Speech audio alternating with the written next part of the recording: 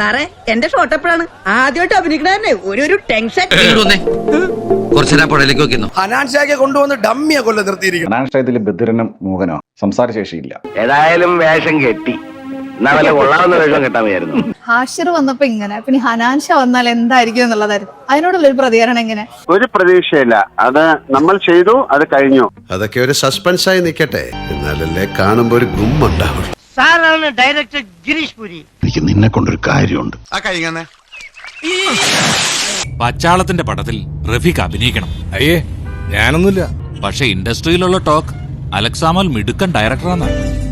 പിന്നെ ഹനാൻഷ വന്നാൽ എന്തായിരിക്കും എന്നുള്ളതായിരുന്നു.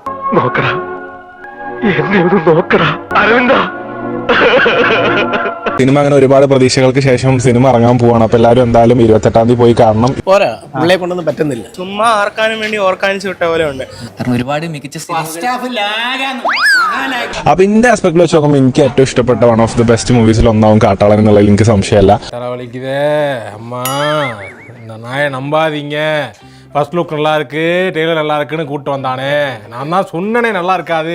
അത്രയും വലിയ കാസ്റ്റാണ്, ക്രൂ ആണ്. അതായത് മ്യൂസിക് ഡയറക്ഷൻ ചെയ്തിരിക്കുന്നത് രവി ബസൂർ സാറാണ്. അതായത് KGF-ന്റെയും മാർക്കോന്റെയും സലാറിന്റെയും മ്യൂസിക് ഡയറക്ടറാണ്.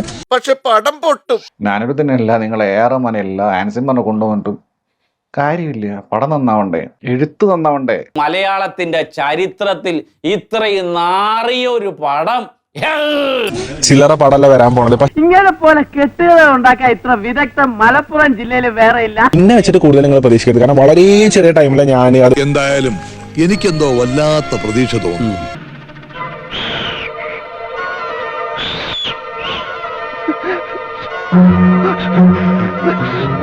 ചെറിയ ഏതാനും മിനിറ്റുകൾ നമ്മൾ സിനിമയിലുള്ളൂ. പക്ഷെ എന്തായാലും നിങ്ങൾ എന്തായാലും എൻജോയ് ചെയ്യുക. സ്റ്റാർ കാസ്റ്റ് ഒക്കെ ഉണ്ടെങ്കിലും അതിൽ പകുതി കൂടുതൽ പേർക്കും ഡയലോഗ് പോലും ഇല്ല. അവനെ ഹനാൻഷയ്ക്കൊന്നും ഡയലോഗ് ഇല്ല. എന്തൊക്കെയുണ്ട് വിശേഷങ്ങള്?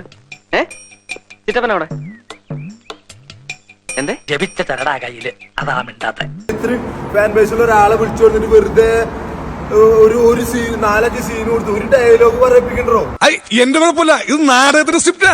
താഴെ സ്ക്രിപ്റ്റ് പോരാ, സ്ക്രിപ്റ്റും വരൂല്ല. ഇങ്ങനെ മിണ്ടാൻ പറ്റാതെ നിൽക്കുന്നതിന് ഞങ്ങളുടെ നാട്ടിൽ എന്താ പറയാന്നറിയോ? അണ്ണാക്കിലെ പിരിവെട്ടി. നീ വരുന്നില്ലേ? ഇല്ല, ഡയലോഗ് ഉണ്ട്. പടം തീർന്നു വാ. എന്തെന്ത് മോഹങ്ങളായിരുന്നു, എല്ലാം പാഴായി പോലല്ലോ ദൈവം. പക്ഷെങ്കിൽ ഇന്നെ വെച്ച് നോക്കരുത്.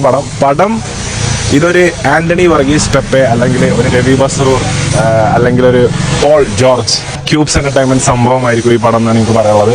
അതിന്റെ ഗമ നിനക്കിരിക്കട്ടെ, അത് കഴിഞ്ഞിരിക്കട്ടെ. ആ ഗമ ആശാ തന്നെ വെച്ചോ.